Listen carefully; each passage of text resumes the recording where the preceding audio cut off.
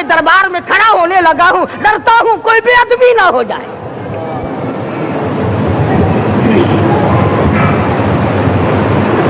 قرآن کریم ان سے پڑھنا سیکھو۔ حسین نے تلواروں کی چھاؤں میں قرآن پڑھا، نیزے کی نوک پہ قرآن پڑھا۔ سعید بن مسیب نے تلواروں کی چھاؤں میں قرآن پڑھا۔ حضرت امام احمد بن حنبل نے کوڑوں کی گونج میں قرآن پڑھا۔ ابو حنیفہ رحمت اللہ علیہ نے جیل سے جنازہ نکلنے سے پہلے قرآن پڑھا۔ علامہ ابن تیمیہ نے جیل کے مینارے میں قرآن پڑھا اور کوڑے کھائے۔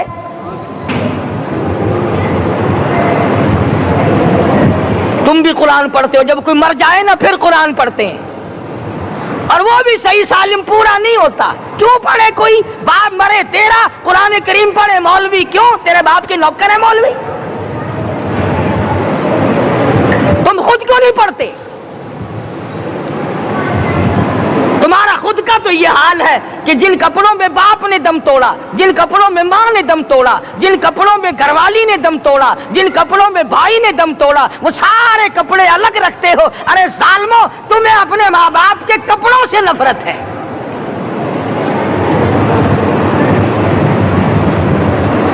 باپ کی دکان سے نفرت تو نہیں، باپ کی چارپائی سے بڑی نفرت ہے۔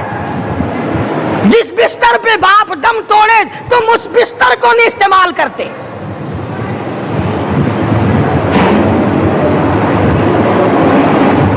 رسموں میں ڈوبے پڑے ہیں لوگ، رسمیں بنا رکھی ہیں، یوں کرنا چاہیے اور اس طرح سے کرنا چاہیے، لہد کے پانی سے بچو، مردے کے کپڑے سے بچو، مردے کی چارپائی سے دور رہو، فلاں چیز سے دور رہو۔ تم نے کبھی یہ بھی سوچا کہ اگر تمہارے بس کی بات ہو تم موت سے بھی دور رہ کے دکھاؤ نا؟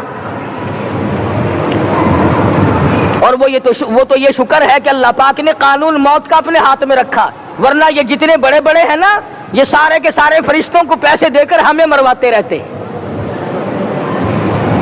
یقین جانو، سرمایہ دار اور یہ بڑے بڑے افسر سب بچے رہتے، ہمارا تختہ نکلوا دیتے۔ شکر ہے اسرائیل رشوت نہیں لیتا۔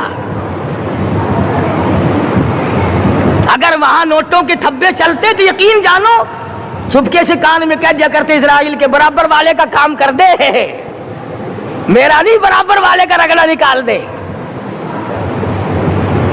اللہ نے نظام اپنے ہاتھ میں رکھا، پھر بھی لوگ نہیں ڈرتے۔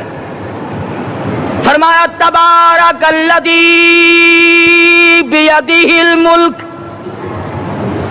تمام برکتیں اس ذات کے ہاتھ میں ہے جس کا ملک میں راج ہے۔ وَهُوَ عَلَى كُلِّ شَيْءٍ قَدِيرٌ، ہر چیز پہ وہ قادر ہے۔ سمندر کا قطرہ قطرہ اس کے قبضے قدرت میں، درختوں کا ایک ایک پتا اس کے قبضے قدرت میں، زمین کا ایک ایک ذرہ رب العالمین کے قبضے قدرت میں ہے، پہاڑوں اور پتھروں کی ایک ایک کنکری اللہ کے اپنے قبضے میں ہے، موت اور زندگی کا نظام بھی اس نے اپنے قبضے میں رکھا ہے۔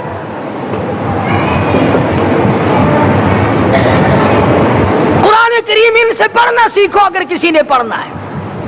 مجد الفسانی سرہندی رحمت اللہ علیہ جب قرآن کریم پڑھا کرتے تھے، تھوڑا سا پڑھتے پھر بے ہوش ہو جاتے۔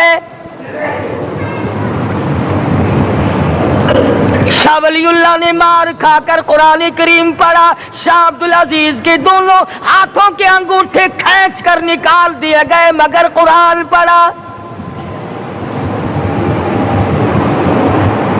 مولانا شاہ اسماعیل شہید رحمت اللہ علیہ کو بالا کوٹ میں ٹکڑے کر دیے گئے مگر اللہ والے نے قرآن کی تلاوت نہ چھوڑی۔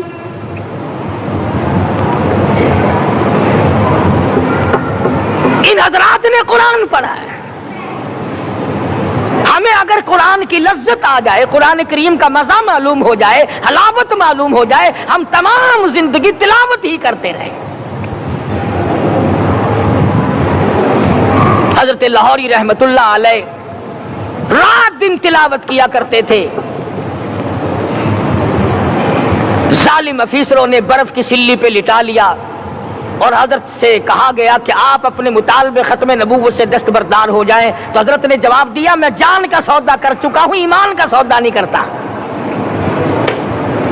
سید عطا اللہ شاہ صاحب بخاری سب کہہ دو رحمت اللہ علیہ جیل میں ہیں، 20 سیر گندم روزانہ پیسنے کے لیے ملتی ہے، پسا ہوا آٹا انتظامیہ کے حوالے کر دیتے ہیں۔ حیران ہے انتظامیہ، کس وقت چکی چلاتا ہے بخاری، کس وقت پیستا ہے، یہ تو قرآن پڑھتا رہتا ہے۔ سپرڈنٹ جیل نے چھاپا مار کر دیکھا، پچھلی رات کو قرآن کریم بیٹھا ہوا بخاری پڑھ رہا ہے، سورت یوسف کی تلاوت ہو رہی ہے، چکی خود بخود چل رہی ہے، دانے خود بخود اٹھ کر چکی میں پڑ رہے ہیں۔ یہ حضرات تھے جنہوں نے قرآن مجید لذتوں کے ساتھ پڑھا۔ غازی علم الدین نے پھانسی کی کوٹڑی میں رات دن قرآن کی تلاوت کر کر کے حضور اکرم صلی اللہ علیہ وسلم کا روزانہ دیدار کیا۔ سلطان نور الدین زنگی رحمت اللہ علیہ ہر جمعرات کو پورا قرآن ختم کرتا تھا اور 1000 دفعہ درود شریف پڑھا کرتا تھا۔ مدنی کریم صلی اللہ علیہ وسلم کا خواب میں 12 دیدار کیا کرتا تھا۔ سلطان عالمگیر رحمت اللہ علیہ مغلیہ خاندان کا چشم و چراغ ہے، بادشاہ وقت ہے، قرآن مجید کا حافظ بھی تھا، مفسر بھی تھا، اور مدنی کریم صلی اللہ علیہ وسلم کی 5000 حدیث پاک عالمگیر بادشاہ کو زبانی یاد تھی۔ اور اتنا اچھا مسلمان آدمی تھا کہ ساری زندگی میں تہجد کی نماز قضا نہیں کی، ساری زندگی میں۔ بادشاہ تہجد پڑھا کرتے تھے، آج تم 2 ٹکے کے آدمی تہجد نہیں پڑھتے۔ یہی وجہ ہے کہ ہم آج کافروں کے سامنے مرغوب ہیں، مغلوب ہیں، ان سے دبے ہوئے ہیں۔ کبھی اسرائیل فلسطینیوں کو مارتا ہے، کبھی لبنان کو مارتا ہے، کبھی شام پہ چڑھائی کرتا ہے۔ یہی وجہ ہے ہم نے قرآن چھوڑا، اللہ پاک نے اپنی رحمت کی چادر ہمارے سر سے اتاری۔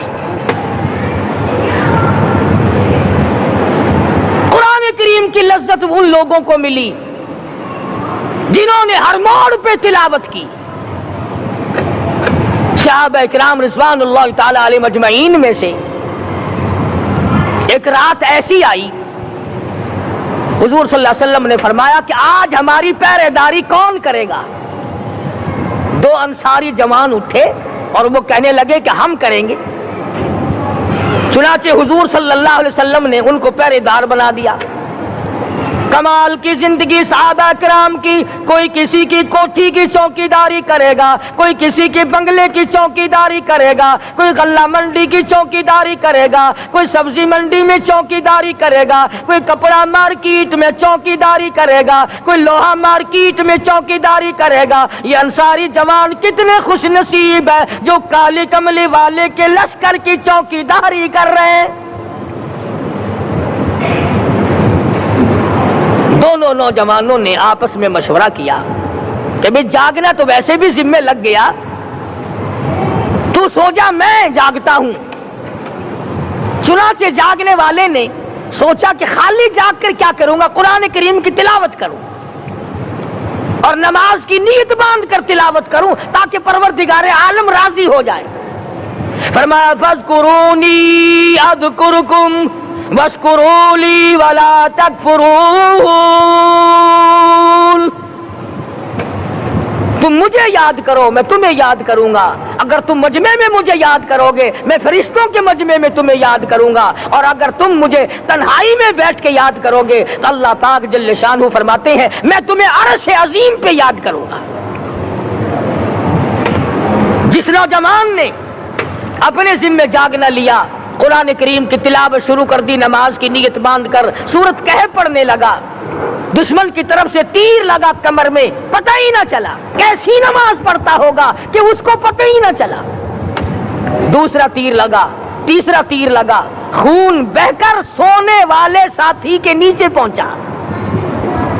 اس نے اٹھ کر شور مچایا نماز ختم کر، دشمن آ گیا۔ چنانچہ جب نماز ختم کی تو کمر پہ ہاتھ لگا کر کہنے لگا کہ میری کمر میں تو تیر چبھے ہوئے ہیں۔ انہوں نے کہا تجھے پتا نہیں؟ کہنے لگا نہیں مجھے کوئی پتا نہیں۔ اب وہ صحابی کھینچ کر نکالنے لگا، وہ جس کو لگے ہوئے تھے وہ کہنے لگا کہ اب تو دکھ ہوتا ہے، میں دوبارہ نیت باندھتا ہوں، قرآن پڑھنے لگوں گا پھر نکالنا مجھے پتہ نہ چلے گا۔ اور مسلمانوں خدا کی قسم نبی کے دیوانوں نے، نبی کے پروانوں نے ایسا قرآن پڑھا تیر چبھتے گئے پتہ ہی نہ چلا۔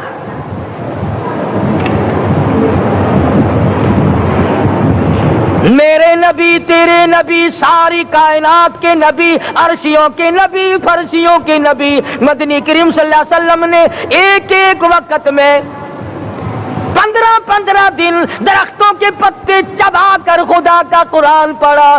آج ہم لوگ مکھن کھا کر قرآن نہیں پڑھتے۔ مدنی کریم صلی اللہ علیہ وسلم نے ایک ایک وقت میں 2 پتھر اپنے پیٹ پہ باندھ کر خدا کا قرآن پڑھا۔ آج ہم لوگ ہزاروں نعمتیں کھا کر قرآن کریم نہیں پڑھتے۔